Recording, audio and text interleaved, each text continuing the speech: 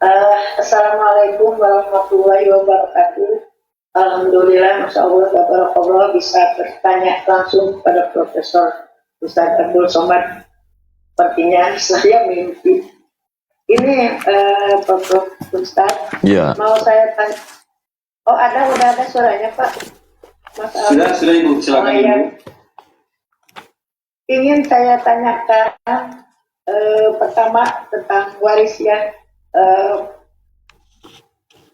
Waris orang tua atau mertua saya punya harta warisan 2 buah sertifikat, dan sebelum beliau meninggal sertifikatnya diatasnamakan ke suami saya.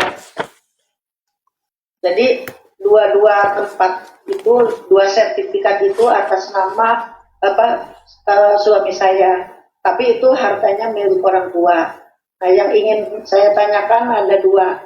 Yang pertama, bagaimana proses membagikan warisnya? Apakah itu harus hibah dulu atau apa? Apakah harus dengan harus dengan melalui proses hukum atau cukup dengan keluarga saja? Yang kedua, itu dari 7 anak, 3 perempuan, 4 laki-laki. Ada 1 anak perempuan yang ngotot ingin dibagi ingin mempunyai lebih dari 1/3 dari harta itu. Karena dulu katanya Bapak pernah mengatakan dia mau dikasih itu. Tapi kan tidak ada hukum yang kuat gitu. Sehingga saudara yang lain yang 6 orang itu tidak setuju. Ya, semua saudara sepakat itu harta orang tua ya diwariskan saja, bahkan inginnya dibagi rata. Nah, bagaimana penyelesaiannya? Karena yang 1 orang ngotot itu tidak mau terus menerus bersikukuh, walaupun yang 6 orang sudah menyetujui pembagian oleh suami dengan pembagian yang sangat bijaksana. Nah, itu saja yang saya ingin tanyakan, bagaimana penyelesaian jalan keluarnya. Terima kasih. Jazakallah. Yang pertama, dalam masalah harta mesti su'udzon. Saya ulang sekali lagi. Yang pertama, dalam masalah harta mesti su'udzon, tidak boleh husnuzon. Kenapa terjadi konflik? Karena kita husnuzon dalam masalah harta. Jadi dibuat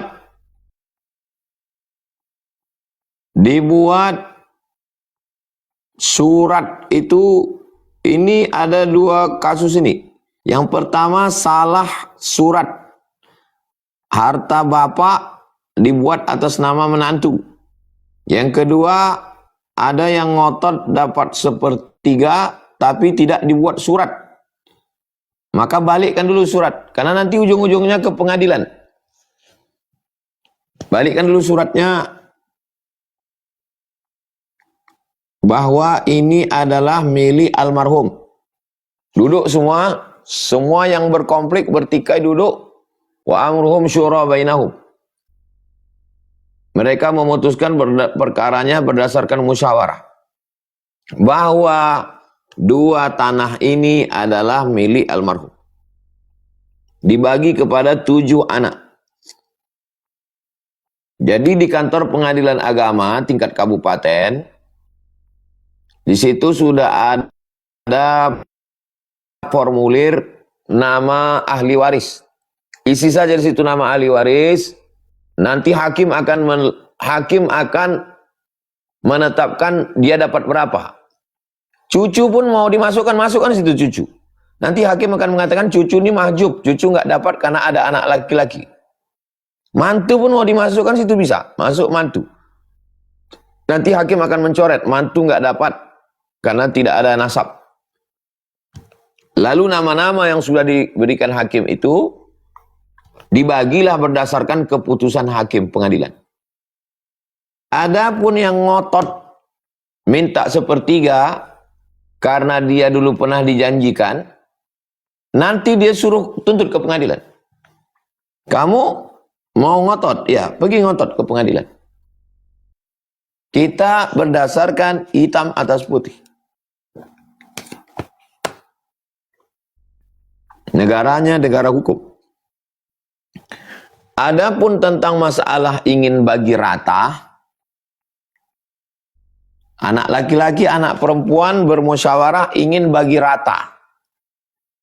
Kita nggak usah bagi faraid lah, kita bagi rata. Bagi rata boleh, syaratnya 3. Yang pertama, semua ahli waris itu sudah akil baligh, tidak gila, sehat pikirannya, akalnya. Kalau ada satu, mohon maaf, yang idiot, yang kurang akal, nggak bisa. Mesti semuanya akil baligh. Yang kedua, masing-masing tahu jatahnya berapa. Jatah kamu 1/4, jatah kamu 1/6, jatah kamu 1/3. Lalu kemudian dibagi rata, bagi yang jatahnya berlebih itu, dia ikhlas itu sebagai sodakoh kepada jatahnya yang sedikit tadi. Jadi kalau ada laki-laki jatahnya 50, dibagikan kepada perempuan yang sebetulnya jatahnya 25, berkurang 50 ini, bertambah 25 ini, maka yang 50 itu tahu sebenarnya jatah saya memang segitu dan sisanya itu memang saya sedekahkan. Kalau cukup 3 syarat, boleh bagi rata. Kalau tidak cukup 3 syarat, tidak boleh bagi rata. Demikian, wallahu a'lam bishawab.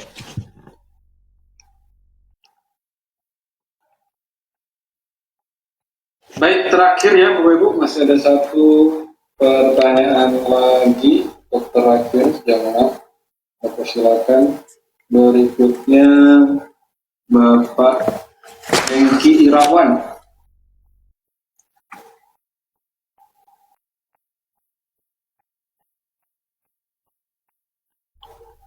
Silakan Bapak, dibuka mic-nya. Sudah? Sudah. Bisa langsung. Ya. Assalamualaikum warahmatullahi wabarakatuh. Waalaikumsalam warahmatullahi Saya muliakan. Syukron Ustaz atas waktunya.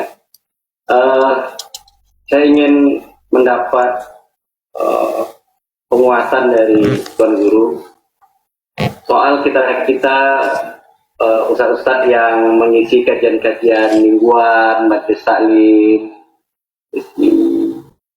ceramah-ceramah. Karena terbesit di hati soal sekarang kita diberi honor, diberi infak. Ada semacam satu sisi kadang kita berpikir berasa ilmu ini kurang berkah dengan bayaran-bayaran seperti itu. Tapi di sisi lain, kadang kita menolak itu pengurus atau jamaah kita juga merasa tidak enak dengan penolakan kita. Jadi mohon penguatan dari Tuan Guru, apakah ya amplop-amplop seperti itu rasanya berkah untuk kita ustaz-ustaz yang mungkin menyampaikan kajian-kajian untuk jemaah kita majelis taklim seperti itu Tuan Guru. Terima kasih sebelumnya. Assalamualaikum warahmatullahi wabarakatuh. Ada hadis dalam Sahih Al-Bukhari. Hadis dalam Sahih Bukhari. Anna jama'atan min ashabi Rasulillah sallallahu alaihi wasallam, sekelompok sahabat Nabi, nazalu bihayyin min ahya'il Arab. Sekelompok sahabat Nabi dalam satu musafir perjalanan berhenti di satu kawasan orang Arab. Faludigha sayyiduhum, lalu kepala sukunya kena sengatan binatang berbisa. Faqara'a alaihi ahadus sahabah al-Quran.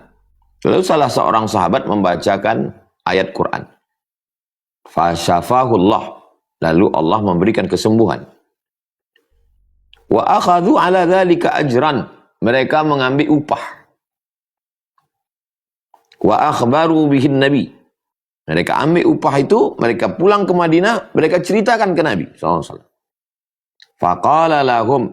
Lalu Nabi berkata, Inna ahaqqu ma akhadhtum alaihi ajran kitab Allah. upah yang paling layak kamu ambil adalah dari kitab Allah. Makna kalimat itu artinya, kata Nabi, nggak apa-apa kalian ambil upah dari membacakan ayat kepada kepala suku yang kena sengatan binatang berbisa tadi. Qalal ulama, itu hadisnya. Sekarang apa pendapat ulama tentang ini? Qalal ulama, para ulama ahli sunnah wal jamaah menjawab, wal ibaratu bi umumil lafzi. Yang diambil pelajarannya adalah dari lafaznya yang bersifat umum, bukan dari sebabnya yang bersifat khusus. Sebabnya di sini kan karena digigit binatang berbisa, karena kalajengking, karena ular. Tapi umumnya di situ kan mengambil upah. Bal qala ba'du ahli ilmi inna 'ala sultan al-muslim an yufrid liman yatafarragh li ta'limin nas wa fatwahu. Bahkan ulil amri, pemimpin, sultan, raja, presiden, gubernur, bupati mengkhususkan APBN, APBD khusus untuk khatib, untuk da'i, untuk kiai, untuk ustadz, untuk guru ngaji, khusus untuk itu. Nah, yang tidak boleh itu adalah mematok, dipatoknya. Saya sampai hari ini tidak pernah minta tiket pesawat eksekutif, mesti naik pesawat ini. Pulang kemarin dari Madura, saya ditanya sama kiai, kenapa nggak mau pakai pesawat eksekutif? Tim nggak mau jawab, saya jawab. Karena nggak mau jawab, jadi saya jawab. Nanti kalau saya udah terlalu enak pakai eksekutif, saya jadi minta. Jadi saya jangan enakkan diri saya tak mau manjakan diri saya. Nanti kalau udah enak, terasa enak 2-3 kali, saya nggak mau lagi duduk di belakang sempit-sempit. Nah, kiainya ngangguk, oh gitu. Nah, jadi kalau sampai dia patok, itu nanti kalau saya pribadi, jangan sampai kita tahu, apalagi sampai mematok, nanti rusak pikiran kita, rusak niat kita. Dari saya pulang tahun 2008 sampai hari ini tahun 2025, tak tahu saya musola, masjid, kantor, apa segala macam. Waktu saya ceramah ke Malaysia, jadi orang yang membawa saya itu bertanya, dia tanya, tadi tempat yang Ustaz ceramah itu sudah mentransfer? Saya jawab, sudah, saya bilang.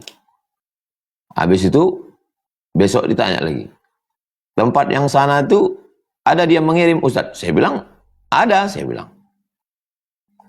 Kemudian setelah berapa hari, dia datang minta maaf. Maafkan saya Pak Ustaz. Kenapa? Saya bilang. Karena orang-orang yang itu tidak ada mentransfer. Kenapa Ustaz jawab? Sudah. Karena saya tidak punya transfer banking. Saya nggak tahu orang mentransfer atau tidak. Tak tahu saya, tak ada laporan ke saya. Karena saya tidak transfer banking. Tak tahu saya orang mentransfer atau tidak. Mau dia kirim atau tidak, saya tak tahu. Karena Bapak nanya, mau nanya, ya saya udah biar cepat selesai. Bilang. Nah, jadi kalau ada orang mengasih, maka sama seperti kepala suku tadi memberikan upah ruqyah. Tapi kalau dia mematok, di situ baru dia kena. Demikian jawabannya, bukan dari saya, dari maka Imam Masjidil Haram itu digaji oleh raja. Imam Masjid Nabawi ada khusus anggaran negara untuk itu. Begitu juga di Indonesia ada namanya Masjid Raya untuk provinsi. Untuk kabupaten kota ada namanya Masjid Agung. Di masjid itu ada imamnya, ada khotibnya, ada penceramahnya. Memang ada alokasi dana untuk itu. Ya, jadi kalau orang mengasih, halal. Kalau dia tidak mau terima, ya terserah dia. Mau ditulisnya di amplop itu biar orang nggak tersinggung, tulisnya wakaf untuk pondok, ya terserah dia. Kalau dia terima, itu halal. Demikian, wallahu a'lam bishawab. Baik, alhamdulillahirrahmanirrahim. Masya Allah, tabarakallah. Kami ucapkan terima kasih kepada Tuan Guru Abdul Somad Muhammad sudah berkenan berbagi ilmu pada kita semuanya. Dan saya mohon maaf pada Bapak Ibu, Abang Kakak semua yang sudah sangat antusias untuk belajar, antusias untuk bertanya, tapi belum dapat kesempatan. Yang mudah-mudahan kita bisa kembali berjumpa di pekan depan. Terima kasih sekali lagi, jazakumullah khairan. Ustaz Abdul Somad dan teman-teman Bapak Ibu semuanya yang sudah hadir pada malam hari ini. Terakhir kita dengarkan mungkin dari Ustaz ada closing statement berkaitan dengan tema kita pada malam hari ini. Kita wajib membela agama di tengah serangan dari kalangan liberal, komunis, ateis yang benci kepada Islam. Kita dihidupkan Allah di zaman ini karena menurut ilmu Allah kita memang layak untuk membela agama ini. Agama ini tidak perlu dibela karena pasti dibela Allah, iya. Tapi Abu Bakar, Umar, Utsman, Ali, Thalhah, Zubair membela agama ini. Kenapa mereka dulu tidak berkata, enggak usahlah kita bela agama ini akan agama Allah.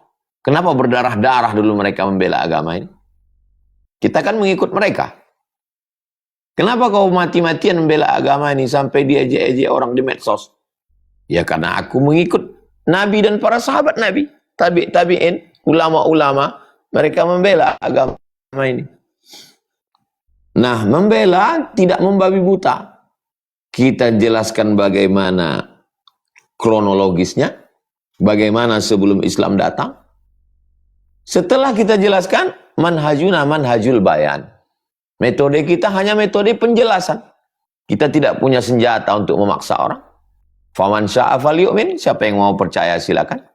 Waman sya'a falyakfur, siapa yang tidak mau percaya, ya apa boleh buat. Setelah kita jelaskan, kita doakan, Allahumma hdi qaumi fa innahum la ya'lamun. Ya Allah berikan dia hidayah. Dia salah itu karena tidak tahu. Setelah kita kasih tahu, innama anta munzir, kau hanya pemberi peringatan, lasta alaihim bimusaitir, engkau tak punya kuasa untuk maksa mereka. Tidak hanya dalam masalah tuduhan Islam patriarki, dalam masalah banyak hal, dalam masalah politik Islam, ekonomi Islam, kita jelaskan.